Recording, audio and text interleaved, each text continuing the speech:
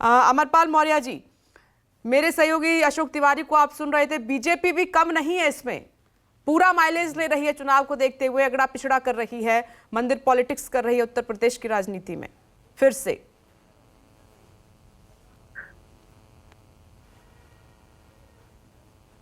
देखिए, भारतीय जनता पार्टी जब से सत्ता में आई है एक विकास की राजनीति की नई शुरुआत किया है, चाहे वो केंद्र में मोदी जी की सरकार हो, चाहे वो प्रदेश में माननीय योगी जी की सरकार हो।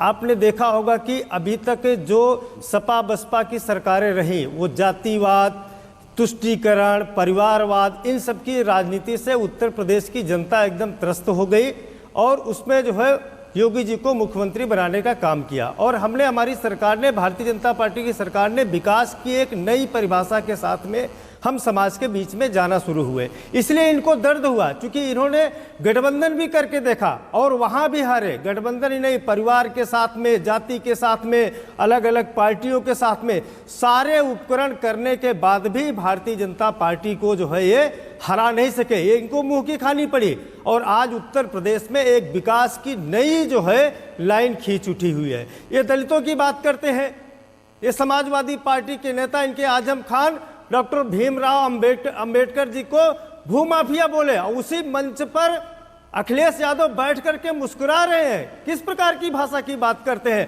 आज इनको दलित याद आने लग गए।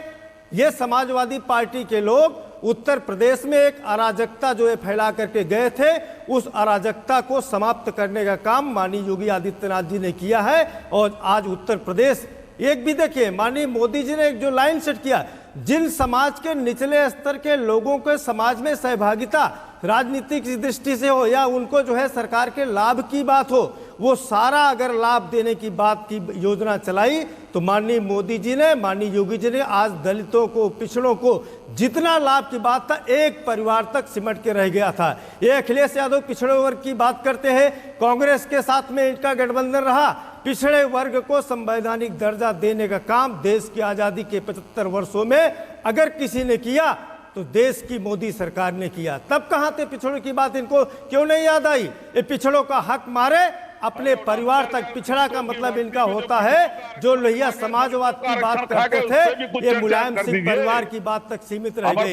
ये इनके लिए पिछड़ा सिर्फ परिवार है। करने का काम बंद करिए। अखिलेश यादव जी हैं, डिम्पल यादव जी हैं, ठीक है।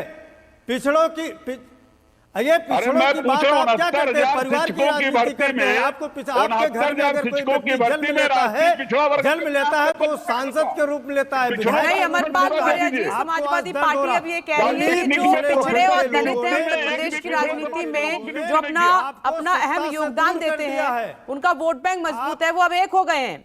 पिछड़े और दलित एक हो गए हैं, लोहियावादी और अंबेडकरवादी एक हो गए हैं। अब समाजवादी पार्टी की तरफ से कहा जा रहा है, भारतीय जनता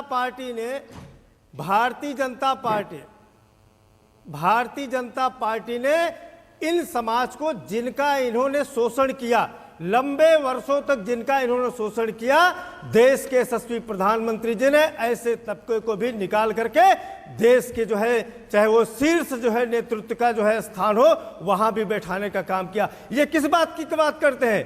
जब देश के राष्ट्रपति का चुनाव था, दलित वर्ग से रामनाथ कोविंद जी आते थे, और ये इन सब एक सवाल पूछ लूं? किया समाजवादी पार्टी के लोगों ने किया। इनको याद दिलाना चाहता हूं किस दलित मेरा एक छोटा सा सवाल है। अमरपाल जी एक सवाल पूछना चाह रहे हैं प्रोफेसर सतीश प्रकाश जी। आज उत्तर प्रदेश में अमरपाल जी, मेरा एक छोटा सा सवाल है सर। विकास, जी अमरपाल जी एक सवाल सुन लीजिए, प्रोफेसर सतीश जी का एक सवाल है आपसे।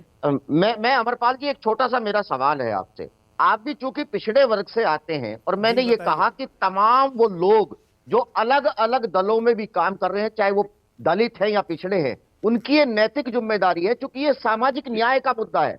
और एक सवाल मैं ये पूछूंगा कि क्या आपको नहीं लगता कि इस देश में जातीय जनगणना होनी चाहिए? जो पिछड़ों की जातीय जनगणना के आंकड़े 2011 में कांग्रेस ने छुपा के रखे हुए थे, उसके ऊपर बीजेपी भी चुप है। और 2021 में जो जनगणना होनी थी, बाकायदा बीजेपी जब सत्ता में नहीं थी तो कहीं ना कहीं वो ये कहती थी कि पिछड़ों की जातीय जनगणना हो। मैं एक छोटा सा देखिए, हर व्यक्ति पॉलिटिकल है, पॉलिटिकल कुछ ना कुछ समस्या रहेगी, लेकिन राजनीति में हम इसलिए आते हैं कि जिस समाज से हम आते हैं उन लोगों की आवाज बने। मौर्य जी, एक बेहतर समय है कि आज बीजेपी से यह पूछा जाए कि कहीं ना कहीं पिछड़ों के साथ इस देश में न्याय नहीं हो रहा है। उनकी जो 54% आबादी है, उनको मात्र 27% आरक्षण दिया जा रहा है, और वे जातियां जो 15% ठीक है, मैं उन्हीं में समझ से गई आपने आप क्या 10% पूछना चाह रहे हैं। आरक्षण दे जल्दी दिया। से क्विक तो ये रिएक्शन में प्रबल अमरपाल समय जी से है। लेती हूँ, फिर से उन अफगान जी का रुख करूंगी। जल्दी से अमरपाल जी, इस पर बोलिए आप। उसके भी सवाल होने चाहिए। मैं इसी उत्तर प्रदेश की राजनीति की बात करता हूं। ये पिछड़ों की बात करते हैं, ये कहां से पिछड़ों के हितैषी बन गए? स्वामी प्रसाद मौर्य पिछड़े के नाम पे परिवार है उनका, वो चाहते हैं पिछड़ा का मतलब मैं और मेरा बेटा और बहू। ये पिछड़े के नाम पर अखिलेश यादव चाहते हैं, अखिलेश यादव, शिवपाल यादव, डिम्पल यादव, राम गोपाल यादव, ये जितने जो है परिवार के व्यक्ति हैं, पिछड़े के नाम पर ये धोखा देते हैं। ये पिछड़ों की राजनीति करके उनको उत्तर प्रदेश की जनता ने आज विकास की राजनीति को चुना हुआ है। और विकास की राजनीति में जो भी व्यक्ति है, जो भी व्यक्ति जरूरतमंद है, उन सब के साथ में न्याय होना चाहिए। वो न्याय माननीय योगी जी, माननीय मोदी जी ने आज देने का काम किया है। चाहे वो गरीब के व्यक्ति का चाहे घर देने की बात हो, चाहे वो जो है किसी भी प्रकार के ऐसे जिन लोगों को इन सब ने जो है गड्ढे में डाल के रखा था, आज उनको समाज के पटल पर ला करके जो है माननीय योगी जी, मोदी जी ने सामने रखने का काम किया। राम मंदिर की तारीख इतनी जल्दी बताने की क्या जरूरत थी? अभी तो बनके तैयार नहीं हुआ है। जब पिछड़े और दलित की होना बात था आती तभी है। आप उसके पर्चे छपवा देते। नमस्कार, मैं हूं मानक गुप्ता। अगर आपको हमारा ये वीडियो पसंद आया हो तो इसे लाइक और शेयर जरूर करें, और हां, हमें सब्सक्राइब और फॉलो करना ना भूलें ताकि आप देश और दुनिया की कोई खबर मिस ना करें। तो जुड़े रहिए हमारे साथ और देखते रहिए न्यूज़ 24।